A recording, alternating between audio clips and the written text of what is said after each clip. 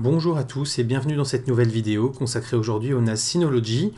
Alors le programme d'aujourd'hui, ça va être la première installation de votre serveur NAS Syno. Donc quand vous l'avez sorti de la boîte, que vous avez mis les disques durs dedans, qu'est-ce qu'il faut faire pour lancer votre serveur pour la première fois? Alors donc vous allez vous rendre sur le site de Synology ici, dans la rubrique Support Download. Et donc là on va utiliser mon vieux 209J pour l'exemple. Donc vous allez sélectionner le nombre de baies, ici 2 baies, le modèle de votre NAS, et vous allez descendre pour aller télécharger ce qu'ils appellent en fait le correctif du firmware, qui est en fait la dernière version du Disk Station Manager disponible pour votre NAS. Vous allez sélectionner l'un des liens de téléchargement, vous allez mettre le programme à télécharger, et une fois qu'il va être téléchargé, vous allez l'installer. En dessous, on voit qu'il y a d'autres logiciels, comme par exemple le Synology Assistant, qu'il va vous falloir aussi. Et donc le Synology Assistant, c'est ce qui va en fait vous servir à envoyer le firmware que l'on vient de télécharger vers le NAS pour la première fois. Vous pouvez ensuite constater qu'il y a d'autres programmes donc, qui ont des usages beaucoup plus spécifiques. Donc ça, je vous les présenterai dans d'autres vidéos, et on voit bien que Windows, Mac ou Linux sont bien séparés, ce n'est pas le même logiciel. Donc ne vous faites pas avoir, prenez bien celui qui est en rapport avec l'ordinateur sur lequel vous êtes connecté. Donc maintenant que les deux programmes sont téléchargés, on va installer le Synology Assistant.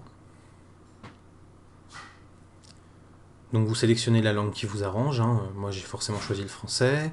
Le répertoire de destination, on s'en fiche un petit peu puisque le Synology Assistant en lui-même, vous n'allez pas devoir le maintenir très longtemps sur votre machine. Et donc, une fois que vous avez lu les conditions d'utilisation si vous le souhaitez, vous cliquez sur suivant, vous cliquez sur installer, donc vous pouvez changer le chemin d'accès, et vous cliquez sur lancer. On arrive donc sur le Synology Assistant dont je vous parlais, qui vous permet donc de voir l'ensemble des serveurs Syno que vous avez sur votre réseau. Donc là on a effectivement celui qui s'appelle DiskStation, qui est mon 209J de backup, et les Blackbird on Web qui sont déjà en statut prêt comme on le voit ici, qui sont en fait les deux liens LAN actuellement connectés sur mon 1813+. Donc on va sélectionner le DiskStation, et on va aller en haut sur Installer, et on va aller ensuite chercher donc le paquet du DiskStation que l'on a téléchargé tout à l'heure. Voilà. Et ensuite, en cliquant sur suivant, on va donc en fait avoir à mettre le nouveau mot de passe administrateur. Donc on va le taper, on va le confirmer également. Il faut bien le taper 2 fois, et on peut renommer le DiskStation si on le souhaite. Donc plutôt que de lui mettre DiskStation, on va lui mettre son nom d'origine, Whitebird. Donc vous pouvez mettre le nom que vous voulez, ça servira en fait à identifier votre serveur sur le réseau. Ensuite ici, vous avez deux possibilités, soit vous mettez une configuration manuelle pour être sûr qu'il y ait une IP fixe, soit vous passez par l'automatique, et dans ce cas-là, vous pouvez très bien configurer une IP fixe quand même via les répartitions des baux DHCP directement sur votre passerelle. Donc ça, c'est quelque chose qu'on verra également dans une autre vidéo, comment faire des redirections de port et mettre des IP statiques avec des filtrages par adresse MAC.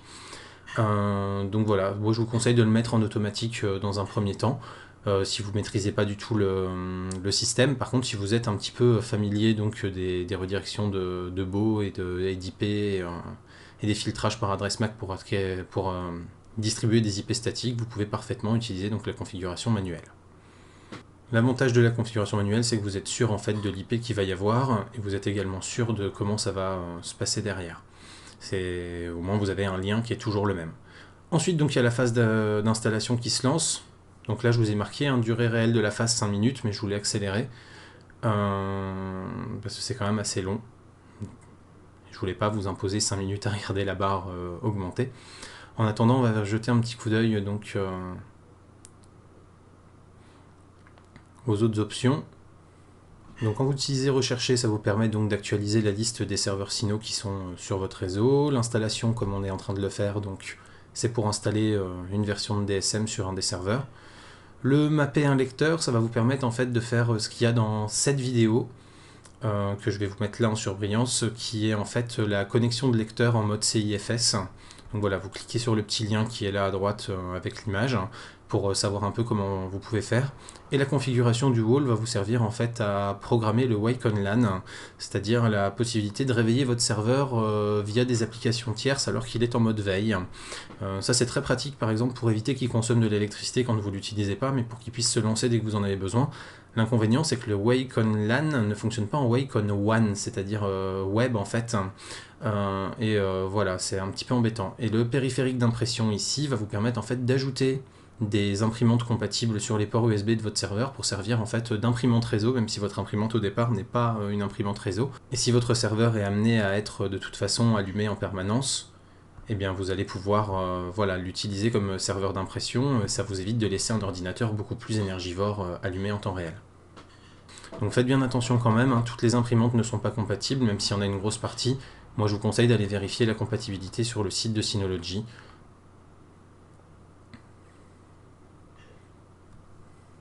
Ensuite on a les options ici, et dans les options vous avez en fait la possibilité donc de gérer les périphériques d'impression et de gérer la langue du programme essentiellement.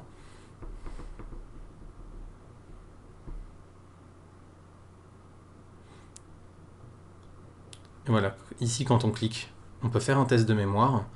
Donc là ça vous explique hein, que le serveur va être redémarré pour effectuer son diagnostic de mémoire et que l'accès sera désactivé pendant toute la durée du test, qui peut donc durer un petit moment en fonction de la taille de la mémoire. Mais donc ce test de la mémoire, en fait, ça va vous permettre de tester les bits de parité quand vous êtes sur des RAID 5 ou des RAID 6, vérifier que tout est bon et donc que vous avez la possibilité de récupérer vos données si vous avez un disque défaillant. Donc ça c'est assez intéressant de le faire de temps en temps, ou si vous avez un disque qui commence à montrer des secteurs défectueux, des choses comme ça peut être intéressant voilà, de lancer un petit test mémoire histoire d'être à peu près sûr de ce qui se passe. Comme vous l'avez vu là, j'ai réaccéléré encore un petit peu la vidéo pour finir, puisque j'avais plus grand chose d'autre à vous dire. Et donc voilà, là on voit qu'il est donc dans l'inscription du fichier de configuration. Donc là en fait c'est un temps de redémarrage qui vous est indiqué à 600 secondes, donc 10 minutes, mais qui est souvent bien moindre. Par exemple sur mon 1813+, le temps de redémarrage se situe plutôt autour de 1 minute, 1 minute 30. Donc c'est un temps maximum qui est laissé à votre serveur pour redémarrer et prendre en compte ce qui vient de lui être installé. Donc c'est aussi bien sur la première installation comme ici, que lors des mises à jour, et je vous invite à découvrir la vidéo qui est faite sur la mise à jour de votre firmware de votre Synology. C'est très important de le maintenir à jour, puisque quand des failles sont comblées, et la release note permet aussi aux petits malins qui veulent hacker votre serveur d'avoir toutes les failles qui y étaient, et donc si vous ne mettez pas à jour, ils sont en capacité de trouver plus facilement les failles. Donc là, voilà, en gros, Synology vous dit s'il met plus de 10 minutes à redémarrer, c'est qu'il y a vraiment eu un souci, qu'il faut recommencer, que c'est pas normal. Et que s'il met moins de 10 minutes à redémarrer, c'est que c'est bon, il redémarre et l'appli se met à jour automatiquement pour vous emmener ensuite sur votre interface. Alors pendant ce redémarrage, je vais vous donner quelques petits conseils aussi. Avant cette première installation, il est conseillé de faire un disk wipe en fait pour tester tous les secteurs défectueux de vos disques et les remapper, en sachant que c'est pas obligatoire puisque les dernières versions de DSM, donc DSM 4 et 5, en fonction des versions de NAS que vous achetez, sont beaucoup plus tolérantes aux secteurs défectueux et savent en théorie les remapper d'elles-mêmes. Mais bon voilà, si vous voulez plus de sécurité, c'est quand même conseillé. Deuxième chose, il est également conseillé en fait de placer vos NAS sur un onduleur. Donc un onduleur c'est quoi? C'est quelque chose qui va être branché sur la prise électrique d'alimentation de votre NAS. Et votre NAS, vous allez le brancher sur l'onduleur, et en fait il y a une batterie à l'intérieur qui fait que s'il y a des micro-coupures ou des surtensions, c'est l'onduleur qui va absorber les coupures ou les surtensions, et qui va continuer de délivrer une électricité, une énergie, une alimentation totalement stable pour votre NAS. Donc là encore, je vous invite à vérifier les compatibilités, puisque vous pouvez prendre évidemment n'importe quel onduleur, mais en cas de coupure prolongée, un onduleur lambda non compatible avec votre Syno n'aura d'autre effet que de retarder simplement le moment de la coupure de courant, et ça n'aidera pas forcément. Alors qu'avec un onduleur compatible, vous avez la possibilité de le relier à un port USB de votre NAS, et quand votre onduleur va détecter une coupure, au bout d'un certain temps, quand il va commencer à être vraiment proche de sa fin de batterie, il va passer votre NAS en ce qu'on appelle un mode sans échec. C'est-à-dire que le NAS en fait se déconnecte complètement d'internet, etc. s'il y a encore le net, du réseau, arrête toutes les écritures, tout ce qui peut être en train de faire sur les disques durs, et arrête physiquement les disques durs en fait pour que les têtes de lecture se rangent. Ce qui fait qu'au moment de la fin de la batterie, vous avez quelque chose qui reste très propre et qui ne risque pas d'avoir de soucis. Donc là, pour avoir la compatibilité, je viens de vous montrer donc le petit menu sur lequel il faut aller, et vous voyez, vous avez l'ensemble des périphériques qui sont testés par Synology comme compatibles avec tel ou tel serveur. Et donc, entre autres, vous avez donc à droite ici les onduleurs, et vous en avez une liste assez impressionnante. On vous donne en fait par marque puis par modèle tous les modèles compatibles. Donc, c'est-à-dire les modèles qui fonctionnent avec la fonction UPS permettant donc de prévenir le NAS qu'il y a une coupure de courant pour qu'il se mette en mode sans échec. Donc, les imprimantes USB dont je vous parlais tout à l'heure, vous avez aussi la possibilité d'y aller. Donc là, c'est celles qui ont été testées. Après, ça ne veut pas dire que si elles ne sont pas dans la liste, elles ne sont pas utilisables. Ça veut juste dire que si elles ne sont pas dans la liste, elles n'ont pas été testées par Synology.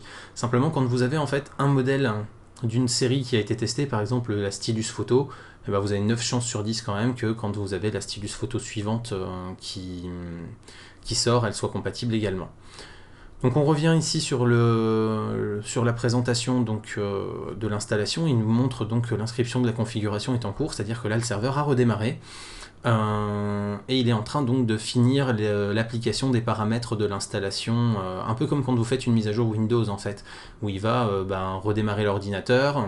Et une fois que l'ordinateur est redémarré, vous avez un truc, attention, mise à jour de Windows, n'éteignez pas. Et voilà, là il vous dit que le système a été installé, et vous avez juste à cliquer sur le lien qu'il vous propose dans l'installateur, pour ensuite aller directement via votre navigateur internet par défaut, sur l'interface de connexion de votre DiskStation. Donc la première connexion est un petit peu lente, mais comme vous le voyez, ça va quand même relativement vite. Vous tapez donc ensuite admin et le mot de passe que vous aviez mis à l'installation. Et quand vous appuyez sur Entrée ou que vous cliquez sur la flèche grise, vous arrivez sur le DiskStation Manager. Donc voilà, c'est l'interface de votre NAS, c'est là où vous allez pouvoir le paramétrer, le configurer, activer tout ce que vous voulez activer dessus. Donc c'est aussi bien héberger vos sites web, vos galeries photos, vos fichiers audio ou vidéo, les streamer sur des devices, synchroniser vos téléphones, etc. Enfin bon, il y a plein de choses sur lesquelles on reviendra dans plein de vidéos. Et voilà, vous êtes enfin prêt à utiliser votre nouveau joujou. Voilà donc pour la présentation donc de l'installation d'un Synology avec donc l'installation du premier firmware et le premier démarrage. J'espère que cette vidéo vous aidera si vous avez décidé d'acquérir un serveur Synology ou si vous en avez un avec lequel vous galérez un petit peu, puisque normalement c'est plutôt bien foutu, mais c'est vrai que cette première installation est quand même un peu compliquée. Donc voilà, j'espère que pour vous ça aura été instructif, que vous aurez eu dans les autres éléments que je vous ai donnés sur les onduleurs, les imprimantes, des choses intéressantes. Dernière petite chose, pensez simplement que votre Syno c'est quelque chose qui consomme assez peu mais qui consomme quand même.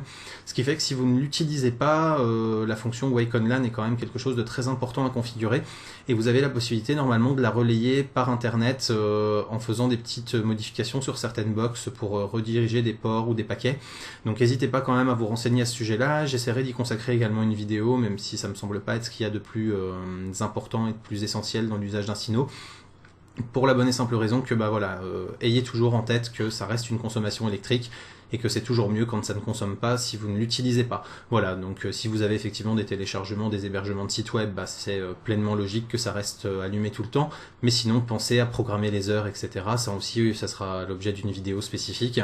Et voilà, gardez ce petit côté un petit peu responsable dans l'utilisation de vos serveurs. Je vous invite également, si vous avez aimé cette vidéo, donc à cliquer sur les bords qui sont juste ici, sur les divers réseaux sociaux, à vous abonner à la chaîne, à venir mettre des j'aime, des plus 1, des choses comme ça, et bien sûr, comme toujours, à laisser des commentaires aussi bien sur les pages des réseaux sociaux que sur la page de cette vidéo, que vous ayez aimé, que vous ayez pas aimé, que vous ayez des remarques, des questions, surtout n'hésitez pas, j'essaye de répondre à tout le monde, donc profitez-en. Et à très bientôt pour plein de prochaines vidéos, bye bye.